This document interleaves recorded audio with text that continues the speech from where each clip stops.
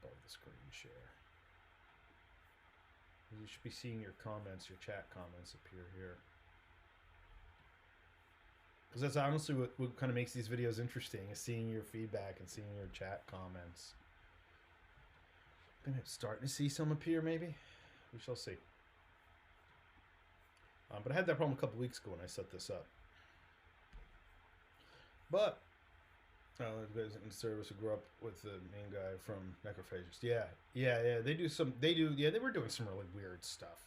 I haven't listened to them a lot, but I know of them, and I know they're popular in this kind of strange experimental territory as well. Yeah, a lot of the punk bands and a lot of the experimental bands did that as well. So yeah. So I thought I would talk a little bit about and get some thoughts going on generic systems versus setting specific game systems. I don't know how, with the breadth of familiarity people have here with these various systems, tabletop RPG systems. I don't know how versed you are, besides like maybe Pathfinder or D&D or one of the other big names. I know a few weeks ago we had a number of people on who played a bunch of different games, but I wasn't sure where people were at tonight, and just get some feedback. Fate. So Fate is one that we're going to talk about. I haven't played Fate. Well, I played like a limited like engagement of Fate. And it was pretty cool. It was very big, like in scope, in terms of how it approached things. Is my laptop charging? Yes, it is. How it approaches things. So there's that kind of that tension in these systems. So I'm going to start where I just kind of list, some talking points I thought of earlier. I found this great quote on a Reddit. Someone was talking about GURPS, generic universal roleplay system. It's got to be 40 years old now. It was one of the earliest by Steve Jackson of these games. I figured I'd start with GURPS. I'd bring GURPS up, and this great quote, and this is exactly how I always felt about GURPS, by Oleg Volkov. And I don't know Oleg Volkov. Maybe you are Oleg Volkov. I don't know. GURPS is like a cow. Don't try to eat it all at once. And that absolutely cracked me up, because that's how I always felt about GURPS. Like every time I would start to get into GURPS, there were just these massive numbers of parts that were moving. And I was like, wow, I have to really now deal with all this if I want to run this game. So the examples that I have listed here that were just off the top of my head, sitting in my office hours earlier at school when there were no students in there, was GURPS, Savage Worlds, Fate, and the Gumshoe system. All of those, I want to say I have played on Fate on a very limited basis. Gumshoe, because they interfaced with Delta Green for Fall of Delta Green and Trail of Cthulhu, I'm a little more familiar with. Savage Worlds was originally based off of Deadlands. Was the original Deadlands game. Yeah, we'll talk to Shadow. We'll talk about Shadowrun and Torg in a little bit. Those are actually two games that I have mentioned for tonight to talk about, because they are great examples of the system dictating the play experience, right? And that's where I feel the tension in this is.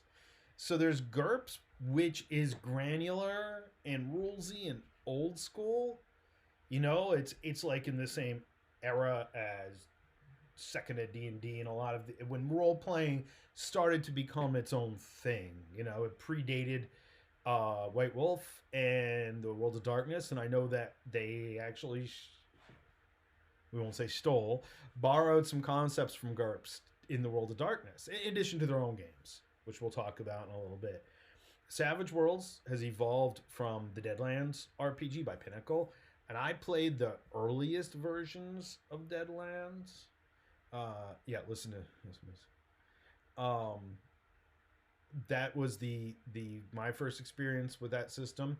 And at the time, it did a lot of unusual stuff for an RPG system, but it was unfortunately very slow to play. And I really was never. I love the Deadlands world, but I was never able to get into it for that reason.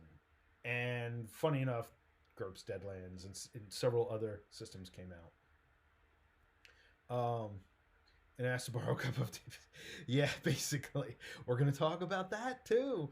Numbers of dice and die pools. That's all stuff I had planned tonight because it all ties in with this talk.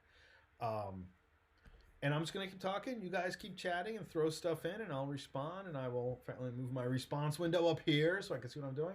I'm still not seeing your chats here. This is really annoying to me. So let me unlock the browser source. Let me see if I can get your chats up here, because you have great comments, and that's part of the reason why I do this, is so people can see the conversations. It was working last week, and of course I go back today and it's not working.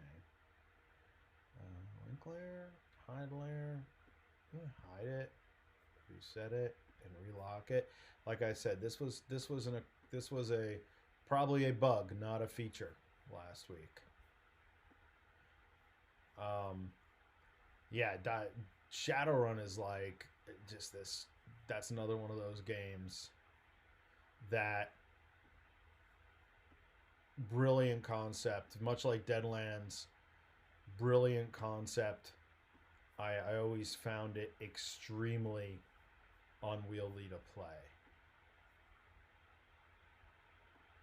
Lock that layer. So we have GURPS, we have Savage Worlds, we have Fate, we have Gumshoe. Those are kind of the four. There's another one that I'm going to talk about in a little bit, but I thought it was more appropriate to start with these. So down with these, and just feel free to agree with me or not. The pros are they're generally, I think, simpler to learn than a lot of the system-specific games. I feel that, as a rule, they tend to be more player-friendly. There's Falconstein. Yeah, the last Shadowrun campaign I played in caused me to take a year off from RPGs. Absolutely. I ran it for several years, second edition, and it was, I've never gone back to it. I enjoyed playing the board game when Tom and Craig brought it over a few weeks ago. I enjoyed the card game version of it. So I was like, wow, it's like playing Shadowrun without actually having to play Shadowrun. Imagine that. It's actually fast and enjoyable. So I find that unlike something like Shadowrun or Torg or Deadlands, the original Deadlands, I feel these generic systems, with few exceptions, tend to be a lot more player friendly, a lot more accessible. A wider number of people will know your system, right? That possibly increases your opportunities to play. For a company, it increases the opportunity for player engagement and a bigger player base, right? Often broader in scope, and they're sometimes more narrative oriented. At least I've seen even GURPS, which is granular, which is chunky.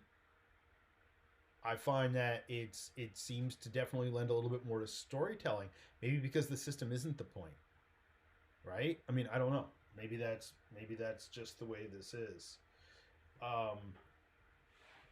My experiences have been, the little bit I've seen of Savage Worlds, I haven't actually played it, but I got into this conversation a few weeks ago with a couple friends who are running Savage Worlds, that it's definitely, from what I've read about it and read on it, it definitely seems like it's very heroically focused. It seems like it's more about kind of your character feeling a little more empowered and a little more epic than like GURPS, which is still very statistical. It's this very statistical kind of experience. And like I said, Savage Worlds evolved out of Deadlands, which was this, again, like Shadowrun. I thought this amazing. Well, so that's what's great about these, right? I can bring my whatever character from whatever world. I can bring my Orc Street Samurai or my Tiefling Warlock into almost any of these systems, and it'll work, right? Monsters of the Week. So I've looked at that a little bit. It's kind of cool. I haven't played it.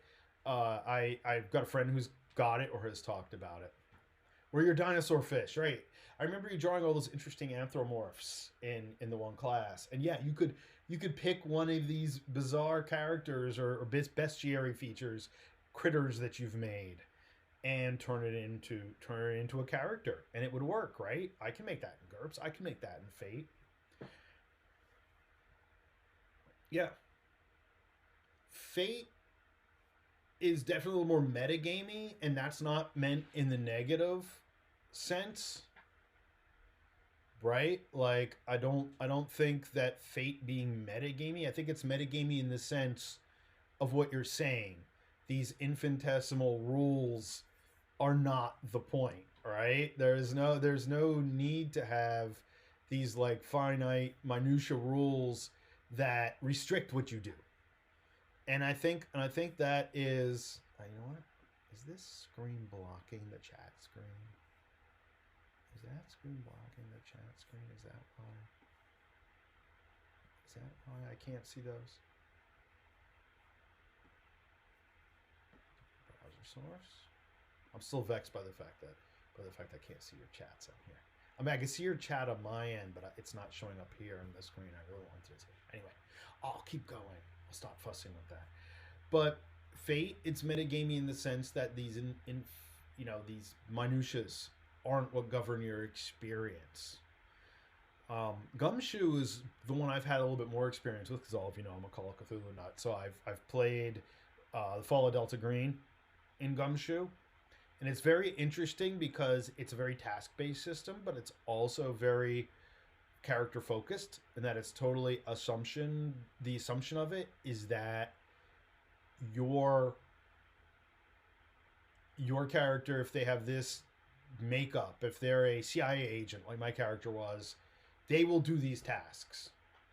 Like there's not this question of, oh well, I rolled a 98 instead of a 95, and my CIA agent doesn't crack the code to break in to the secure area, right? I mean, it's like that's kind of the failure of a lot of these old school game systems and these granular game systems is that I like the randomness, of course, but this character that is this good at this should not fail doing this. And that was one of the cool things about Gumshoe. And Gumshoe's been adapted to a number of settings, but it's definitely like film noir, pulpish. I mean, it's not really meant necessarily for a D&D type game, or a sci-fi game. Well, it could be sci-fi. Like I said, the Delta Green I played in was kind of sci-fi, so you could. But and in fact, I've been told it's probably one of the few systems that would actually work really well for a Star Trek RPG, and I kind of agree, because like your engineering officer would always be able to accomplish these tasks. So that's kind of cool. So let's talk about the cons of some of this, right? Like the full disclosure is I started thinking a lot about this 3 or 4 years ago when I first started writing Tales of the Harrowed Land. And one of the things I got from more than one person is, why don't you use Savage Worlds or Fate or another game system and base your world in it? And I'll get to the reasons why I didn't now. And not that I'm right, but just for my personal tastes, what I feel is some of the cons of using a generic system. So, in my experience, thinking was I played sci-fi Bulldogs was that's cool, sci-fi setting, and I did not feel that, like, for example, and I always go back to this example because I think it is, despite any flaws that have developed in it, at its core, the original storytelling system by White Wolf was one of the most character-driven and interesting RPG settings. And in fact, I unapologetically borrowed a lot of elements of that. Mind you, it actually borrowed a lot of the elements that it had from GURPS, which is all kind of interesting, right? In Vampire, the abilities you have, the way the dice work, for better or for worse with those abilities, the type of character you're playing are all completely organic and they all interacted together extremely well. You felt like you were playing in a specific world, the way you used the dice, the way you used your points. You know, and I've seen it translated to GURPS. I've played GURPS Vampire, and it definitely didn't feel like the same game. Along with that, I had some players come into a vampire game once who had only played the GURPS version, and they were really resistant to some of the native rules of the storyteller system because their character didn't work the same way. But yet in GURPS, they played like a GURPS character. And I thought that was kind of a flaw, at least for me, for my personal style of storytelling and narrative. I feel like that when you roll the dice, there should be this organic, or whatever you do. Well, there are some games that don't involve dice or minimally involve dice, and I'll mention those in a little bit. But they, you know, do you need the same character template for your space opera and your high fantasy dungeon crawl character? Should they be the same template? Should you be having a system that functions the same way? I think it depends on the play experience you want. Like Capo saying that they just want to be able to bring their character into this world, no matter what it is or how weird it is, and play it. So I think in that regard, hey Mel, how are you? Via Andy. I don't think that it is a thing that's bad when you have a player who wants that experience. I mean, I've run enough LARPs where people bring a character from another world into this LARP, and how do we fit it into this LARP? And LARPs are a very different thing, and I don't want to go down that rabbit hole. I don't think PJ's here usually announces himself, but he and I met LARPing, you know, and one or two of the other LARPers have popped in here that I know from more recent games. So I don't know, and you all tell me what you think. I mean, I personally feel like in designing Tales of the Hard Land, the reason why I didn't go generic is because I wanted it to be this very high-powered, Robert E. Howard, you know, like kind of pulpy, you know, still dangerous, but really powerful feeling game where your characters could do these amazing things. And to facilitate that, I wanted you to roll a lot of dice for big numbers. You know, I wanted that, and again, I know and I've had players when the initial play tests actually even had higher numbers and more dice, and a lot of players told me, they were like, no modern player is going to want to do this, right? Like, no person who's used to playing a modern system is going to want to do this, and I had to take that to heart. I had to listen to that, and I had to step back and go, okay, well, my own ego is you know, cringing a little bit, but cool. All right, so we'll make it more manageable. I didn't want it to be like Shadowrun, where yes, you have to go knock on your neighbor's door and ask to borrow their Monopoly set so you can steal the dice out of it, right? Especially because it's 10-sided dice. You know, I didn't want it to be that experience for players. And what I thought was really interesting was then reducing it down to a single die rolling against target numbers. It definitely didn't feel the same. So I kind of went in the middle. And then as the game unfolds, as people play test it, hopefully some of you who haven't played it will get to play it. You know, you can definitely give me an idea of what you think about it or what you don't. But I mean, that was, to me, it was a con. Let's say yeah, a little barrel of dice. Yeah, TikTok, a little barrel of dice from Capo. Absolutely.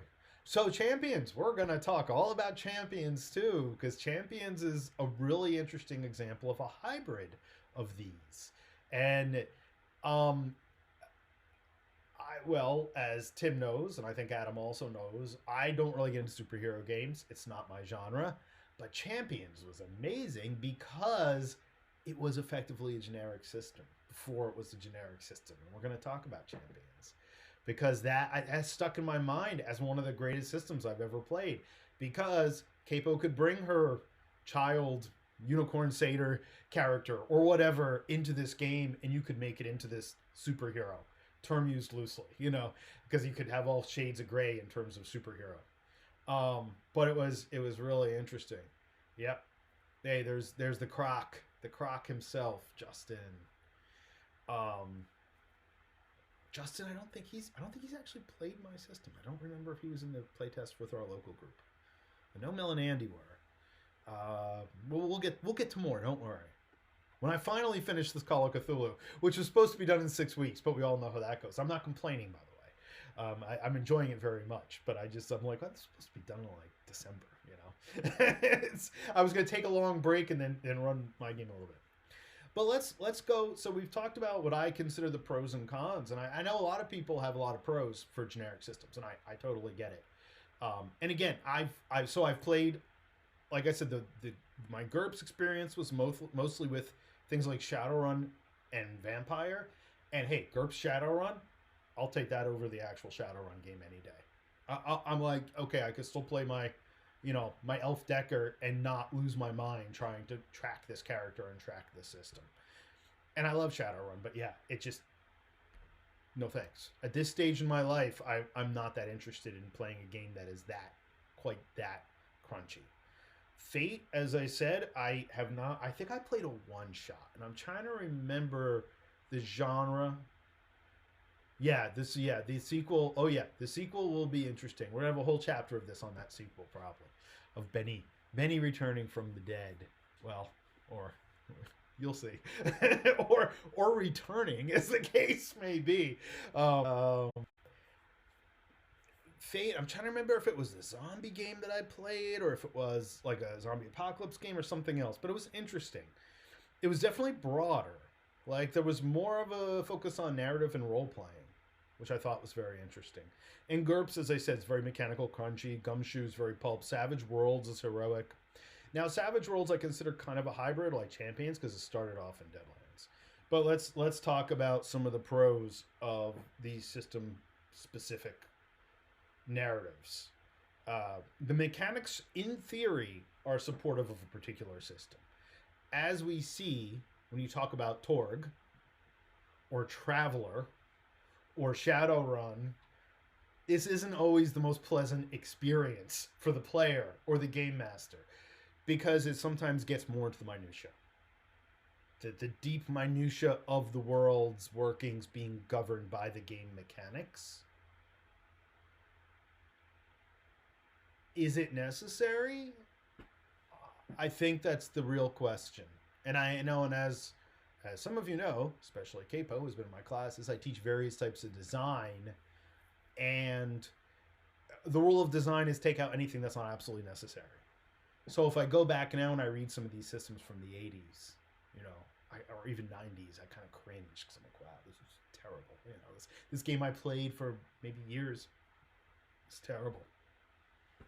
Some of the examples that I came up with in terms of mechanics and story being intertwined, and the experience being intertwined, and that the mechanics give definition to the character and definition to the resolution systems. Ars Magica and White Wolf.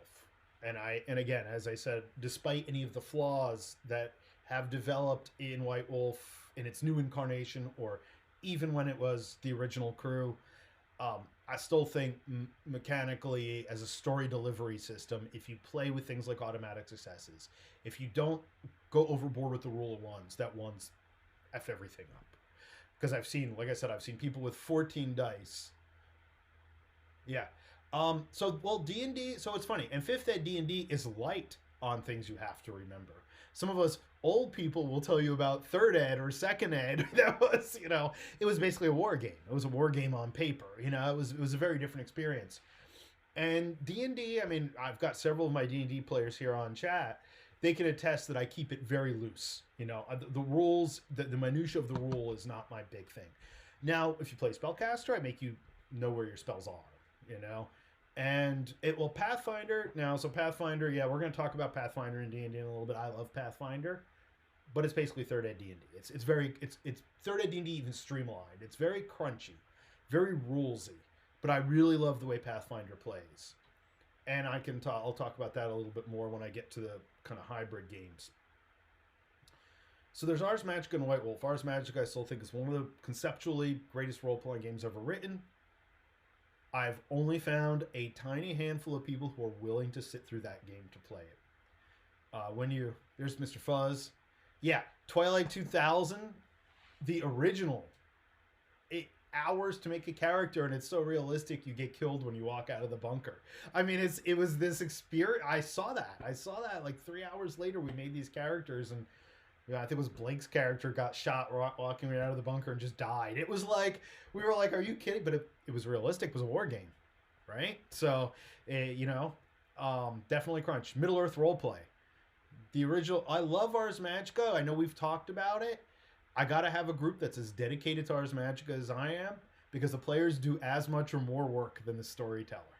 And they, when you have to figure out the Latin, I've heard the new version is a little more forgiving. I've heard it's very good. I haven't checked it out yet, but I actually do. In fact, it's funny. Our Warhammer Game Master, over in 30 minutes. Yeah.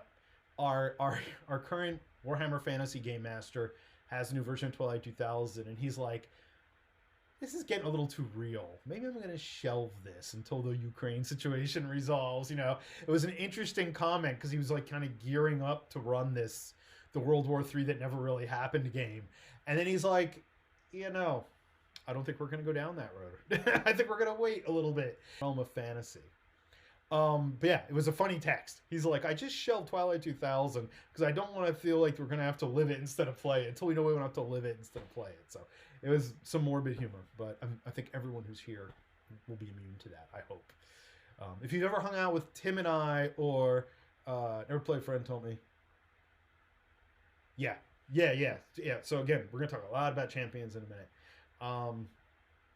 But I know I said that like a half hour ago. But Ars Magica is in rendition of the mythical European Middle Ages. It's a beautiful game. It's a beautiful system. It is complicated as it seems at first. B is extremely complicated. And I've had quite a few people just look at the book and be like, nope. Unknown Armies is an excellent game, because the narrative is entirely driven and supported by the system and by the folklore, the lore of the game. It's an obscure game. I say it's something between X-Files and the World of Darkness, but with this entire like heavy duty studied ideas and layers of reality. And it's this really interesting, and it's very story based, but again, you have to be dedicated to this game. It's not casual. It's not GURPS. It's not Fate. You're not going to pick this game up and play it in 10 minutes, or even 5th Ed D&D. I got my 5th Ed D&D group with only one or two of the people having ever played it before going in half an hour, and you're not going to do that with Unknown Armies or Ars Magica. You could do it with Vampire, so the core games, Vampire Mage or whatever. Two more recent games that I've played. Sword of the Serpentine. It's very interesting, entirely narratively driven. It's all about plotting, say, crime and intrigue in this kind of sword and sorcery city. But it's a game that I found where everything you do mechanically, that is not a lot of dice. It's a lot of decision making. It's some die rolling.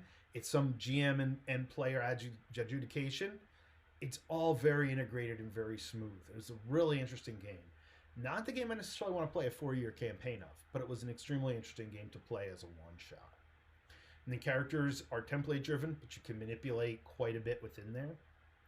The other game I played recently is Heart, The City Beneath, by Rowan Rook and Deckard, and they also wrote Spire, and it's this kind of bizarre dark fantasy where the elves are this kind of monolithic, almost fascist society, and the dark elves, the gnolls, goblins, and these degenerate humans are all kind of like these anti-heroes. So is it like, I don't know, fantasy punk? It's like kind of steampunkish or cyberpunkish.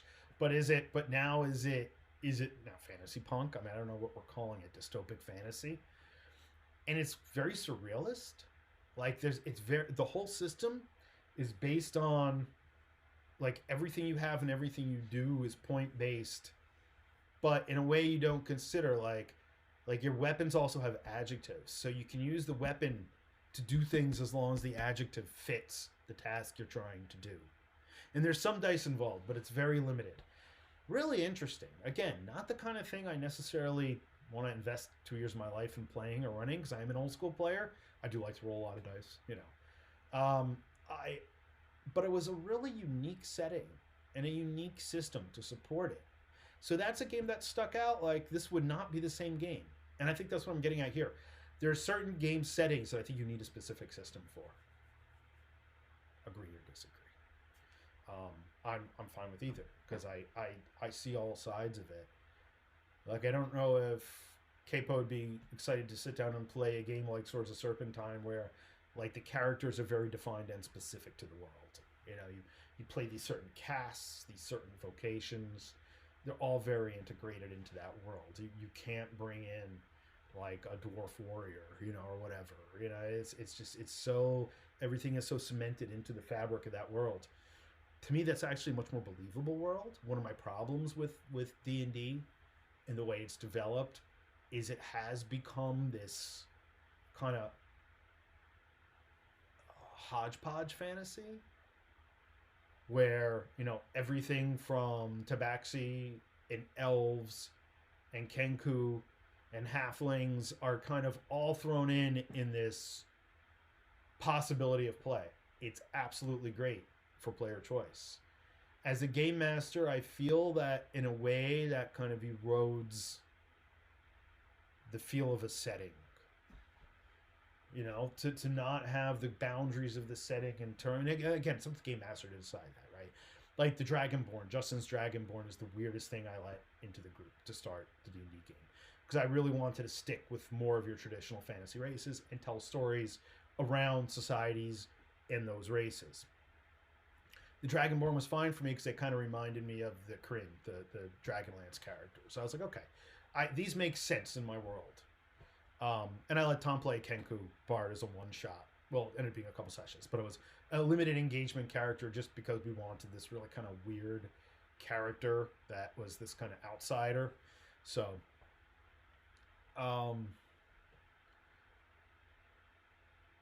yeah, I like it when a world makes sense. And I know if your world makes sense with all these weird characters and races, that's fine. But at what point should your game experience be dictated by the mechanics in the system? And that's the cons of these games, right? Shadowrun, your suffering through the rules is in fact changeling as well. Yeah, we have a changeling in Andy's game, and that's an interesting character. That makes sense to me. Again, in a mythological context, fun trumps rules. I mean, absolutely. And even as an old guy gamer, I don't want to sit down at a game. Well, I mean, the games I have walked out of at cons are games where a half hour into the session, people are still figuring out their encumbrance. Okay, those are the games I've literally been like, oh look, I have to go home and walk my dog, even though I live 4 hours away or whatever. You know, I'll see you guys later, you know, and I've graciously stepped out because I'm like, this just isn't fun. Like nothing about this is fun. There's more games out there like that than you think. At least there were. Now I think the dynamic has changed and there's more role play focused, which is great. So the cons of these rules specific games, they're less mutable or customizable, as we are just discussing, right?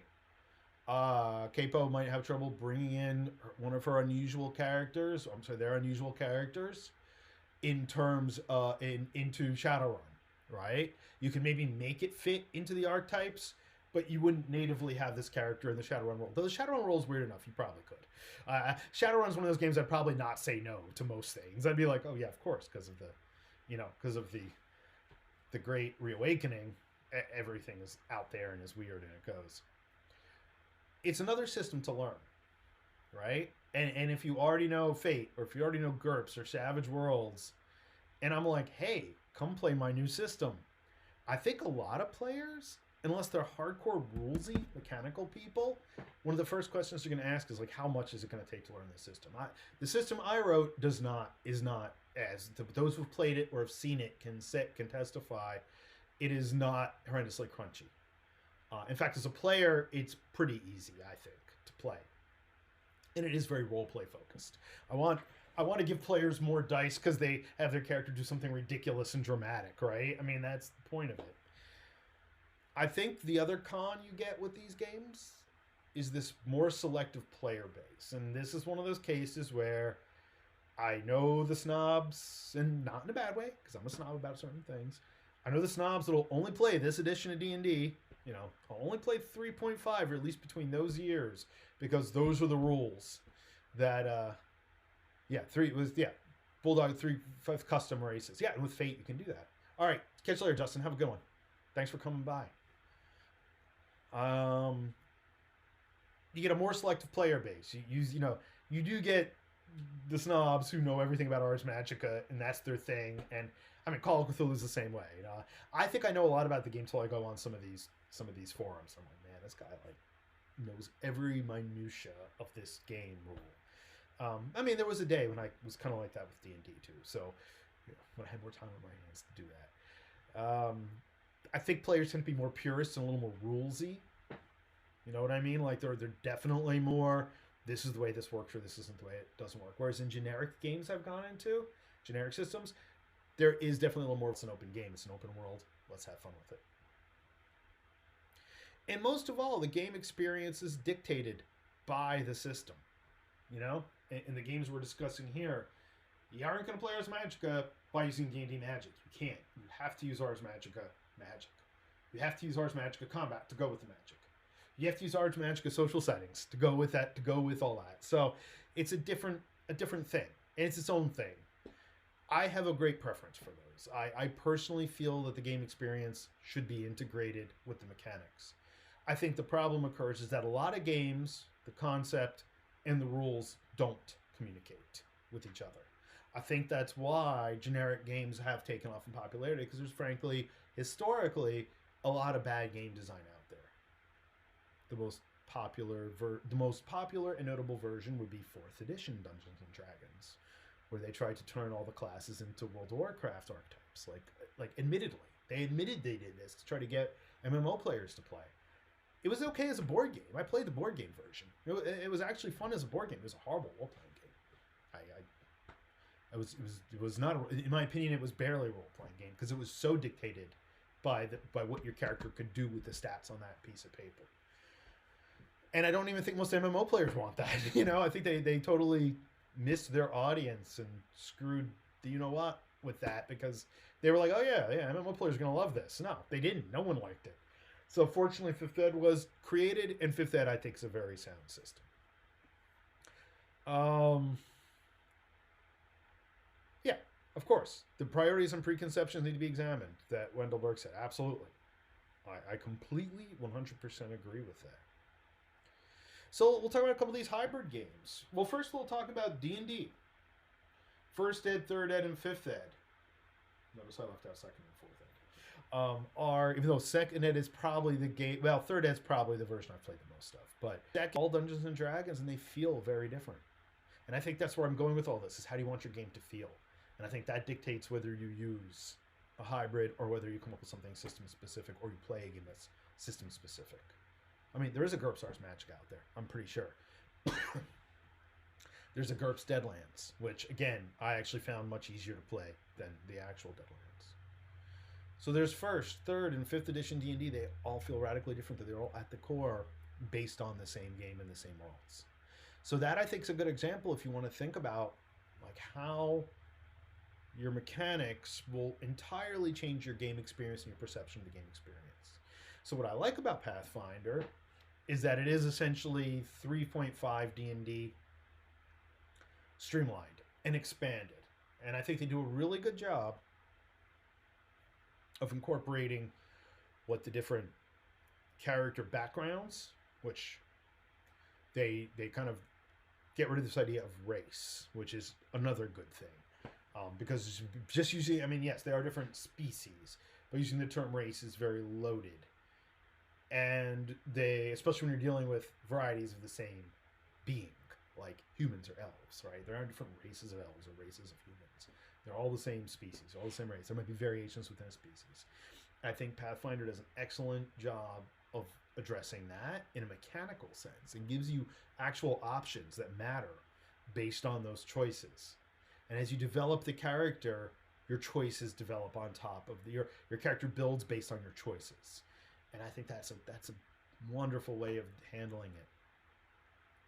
I also feel that the threat level, when Tim ran his Pathfinder game for us a few months ago, you know, my 4th level character almost got taken out by ghouls, and it's been a long time. I mean, I've been running 5th ed now for 3 years. It's extremely hard to make a party feel physically threatened unless you really hit them with something heavy, and you set up the situation. It's just the way the game plays, and that's fine. Again, I'm not bashing 5th ed. I like 5th ed. I like 5th ed for everything it does. But at the same time, it was nice playing a game that felt different. You felt like you were a fantasy character, a powerful fantasy character, but you also felt like a little careful. Which was pretty nice. I thought it was pretty nice.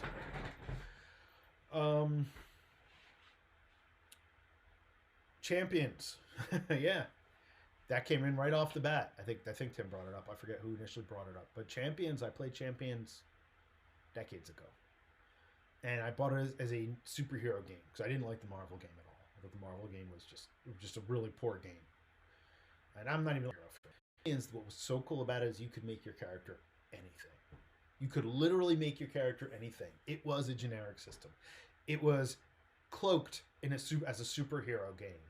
But I at one point ran a sci-fi game with Champions that was actually based loosely on the Star Frontier setting, the old Star Frontier setting. Except I used the Champions rules to power it. So it was a little more cyberpunk. It was a little bit more edgy.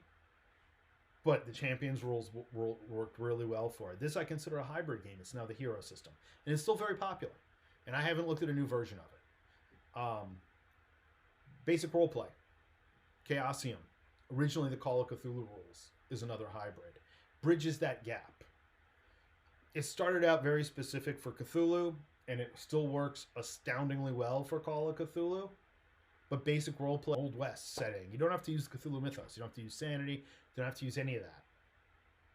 But it's a core game that has become very popular. What's interesting to me is because it's such an old school system. And it's percentile, which is so unforgiving. And I just assume most players these days wouldn't like that very unforgiving nature of the percentile. Apparently, Mutants and Masterminds is another one, and I haven't really explored that. I know it's out there.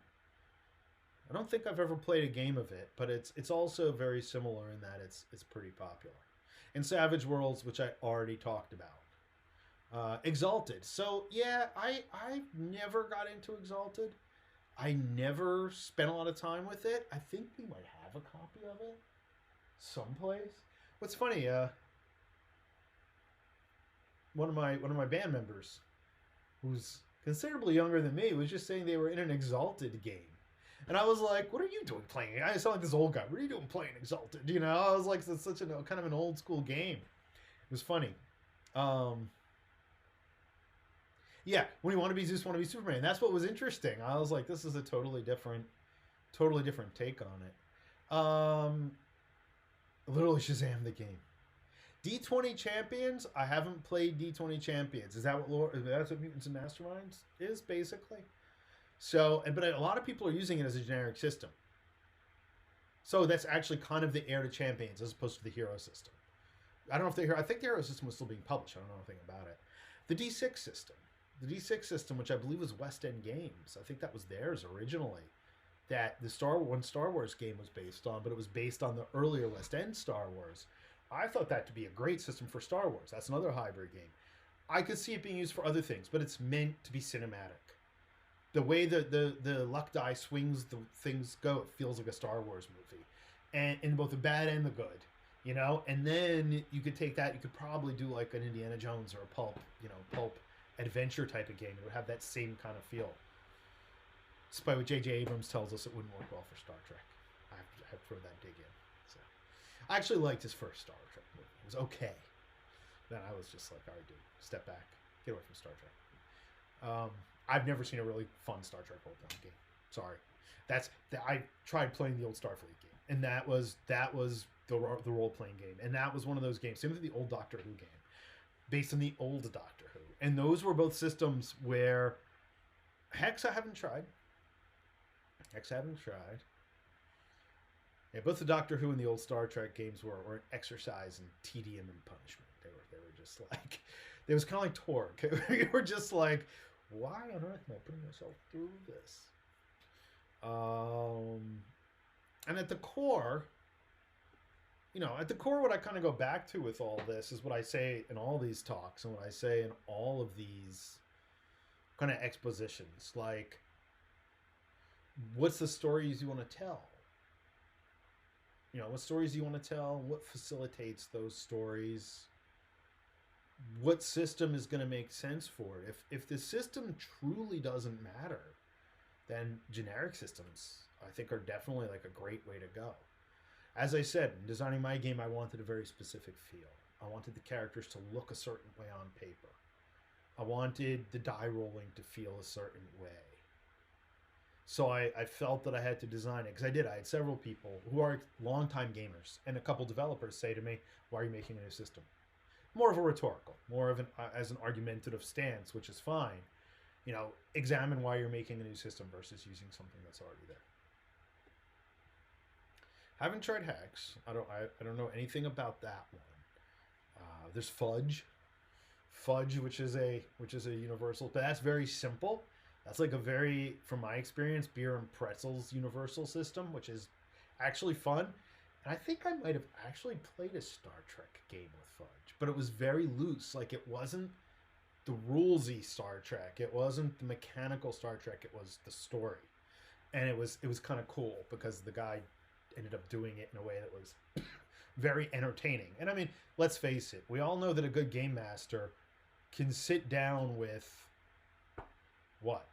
First Ed D&D, Advanced D&D 1, Old Player's Handbook, and run a good game. We know that, right? But are the players going to be satisfied with that? Especially over a long term. Castle Falconstein was another one. That was a really interesting game. It was based loosely on a percentile system, but they added so much to it that made it this very... Before steampunk was the thing, this was like the first steampunk role-playing game. And there were big LARPs for it and everything. This was probably 20 years. I haven't tried the latest Star Wars system. I don't know if Tim or anybody else who's here has. I haven't played it. I've heard it's good. People enjoy it. Same thing with the new Lord of the Rings game. Lord of the Rings RPG. There have been several awful. Decipher, I think it was Decipher's Lord of the Rings RPG game was terrible. It was like meant to like sit down and play with your family after watching the movies. Had like no substance. They had some great maps and some great art, but the game itself was, I think it was, I don't remember who did it, but it was really poorly developed. It wasn't developed. All right, anyone want to chime in if they played the new Star Wars? Not a very big group tonight.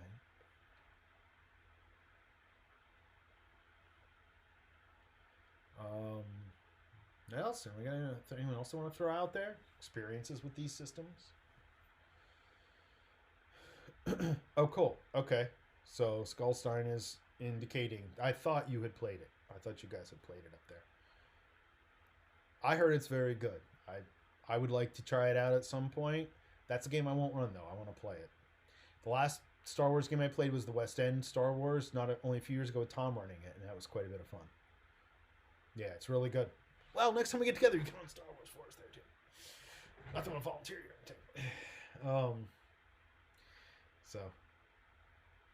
So Genesis, that's the other one that I've seen mentioned quite a bit, and I don't have any experience with it. So that one I can't speak on. Yeah, definitely. I love role-playing Star Wars. Yep. That's what I've heard about it.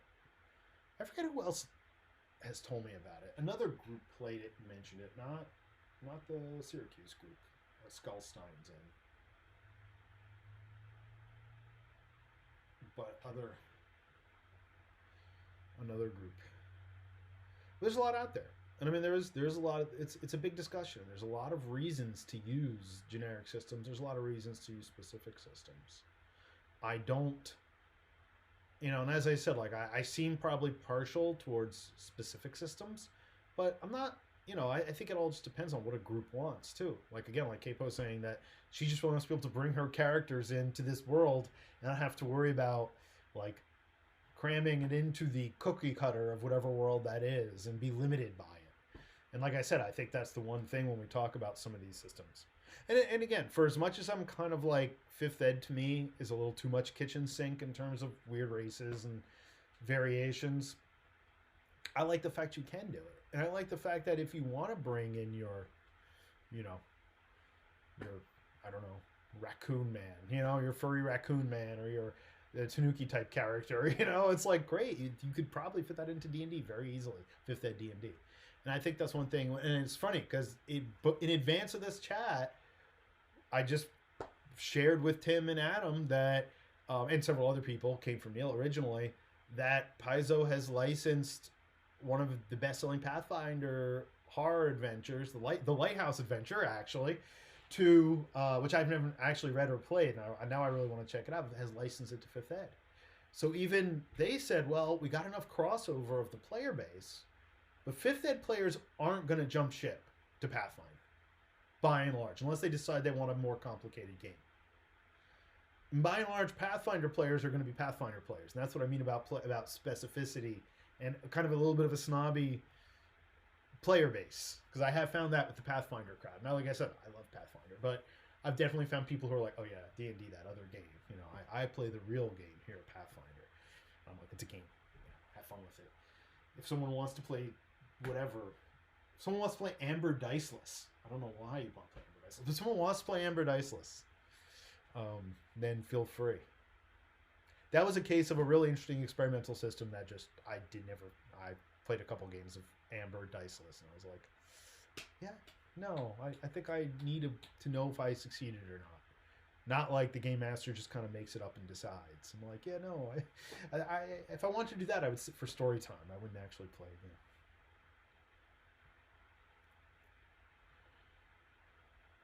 So yeah, what else we got? Anyone else got anything for me?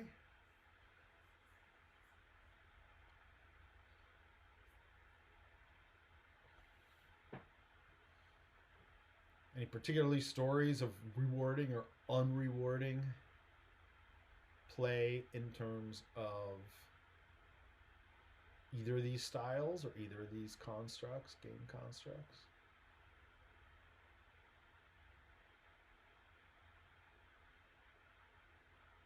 I mean, I'll just say that some of my most satisfying and unsatisfying experiences have been with games that I really love.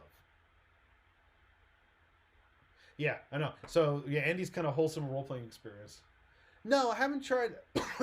haven't done Yggdrasil yet. In fact, the friends I was with in Troy, New York, a few weeks ago, they had a copy of it. They brought it down and just gave it to us.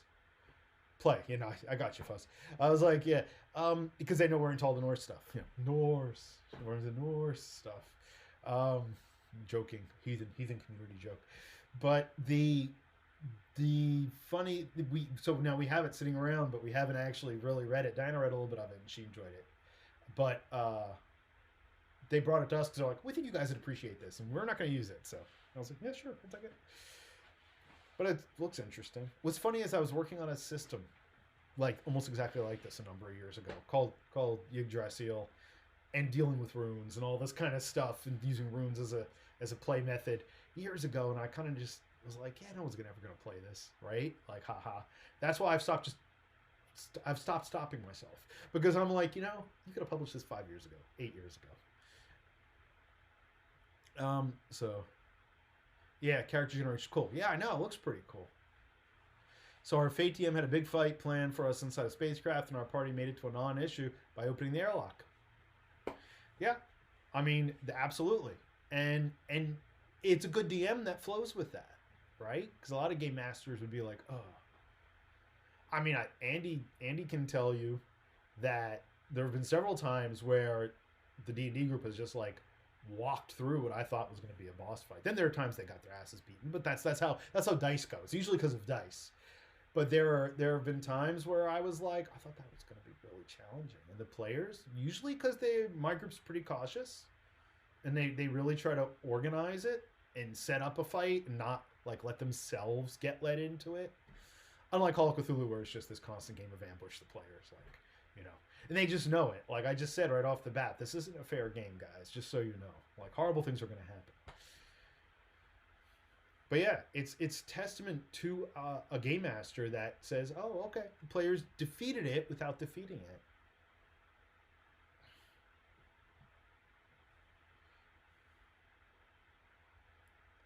Well, yeah. I mean, it does suck sometimes. No, dang it. Yeah, I had a session last week where they diffused my puzzle through judicious application of dynamite. I got a little cranky because I planned out, but who let them have the dynamite? That's always the yeah. Yeah, Jamie's 100%. Your ship posts are canon now. Type of DM. Yeah, well, exactly. That's kind of the yeah. What's you feel about the newer custom mechanic and why? What about character of your IP is important to you? That's a very interesting question. They held the dynamite away for 11 months. That's why I was wondering, well, why should they have dynamite? They hit it on me. The game has gone with me rolling awesomely to do something badass and rolling so poorly he stepped in a bear trap. Yeah, exactly. Like there was one game where successively they he stepped in a bear trap, they lost a magic rope in a river and almost drowned trying to get it, all within about 20 minutes on something that was not written in. This was just this scenario that unfolded where they nearly lost like half the party in like half an hour just through really ridiculous rolling, really horrendous rolling. So, custom mechanics and why. So, here's where I'm at with that. If I'm with a group that has played a lot together and somebody wants something custom or to introduce a custom rules, a game master, or if they're a game master, they do whatever they want. But as a player, that'll facilitate something with their character, and it makes sense narratively and role playing, and it's not really to gain the edge or power game. I have no problem with it. I've never been a guy that's been that tight on it. I would say that probably a generic system would be better for that, quite honestly. The D&D is very adaptable. Like Andy's Ranger started off blind, so we had to come up with some custom rules for that. If it's a group that I'm sitting down with, like at a convention, and I've had this experience where people bring in some character with all this weird stuff and custom stuff that their game master lets fly. If it's in a convention setting or if it's in a setting where I don't know all the players and I don't know the dynamic, I try to stick with by the book at least to start, because I think that just gives an even ground. And I'm not a rules layer. Anybody who's played with me, and I think now at least half the people here have played with me, that I don't sit there and flip through the book and go, oh, no, you can't do that. I'll usually make a ruling based on common sense. If it's a whole custom mechanic, I would just need some kind of explanation. Now, having said that, I've introduced a few into the D&D game.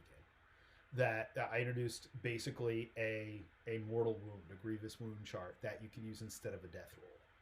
Like if your character would be failing the third death roll, they can opt to take a grievous wound, like lose an eye or something instead.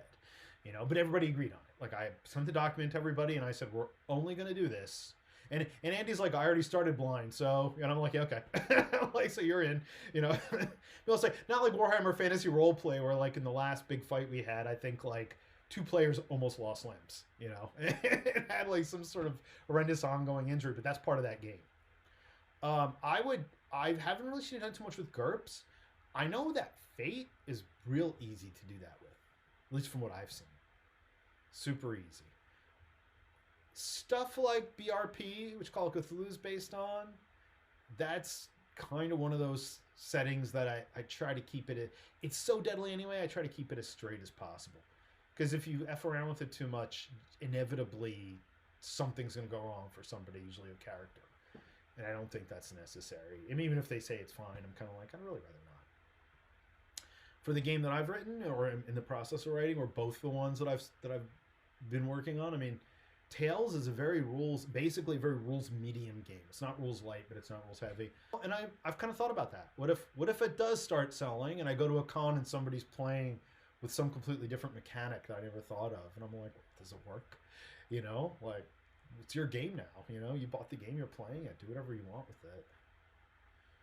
As a game master, I try to really make it, very easy to make or bend your will. and it's roleplay heavy. And even 5th ed, like I said, even 5th ed, more than any other D&D edition, I found it extremely easy to come up with a few custom rules. We did something for Mel's character too. I forget what. Her druid shape-changing ability, because they still kept that stupid thing from 4th ed where you can turn into a bird but you can't fly until this level. I'm like, come on. Like, I'm a good enough game master, or at least I like to think I am, that I can not feel intimidated by a character being able to fly at 3rd level. Yes. Yeah, so we did actually do a couple of custom rules off the bat. So I kind of just lied about everything I said, but I knew the players. Like, at least I knew that they wouldn't be people who would probably give me a problem if something went the wrong way.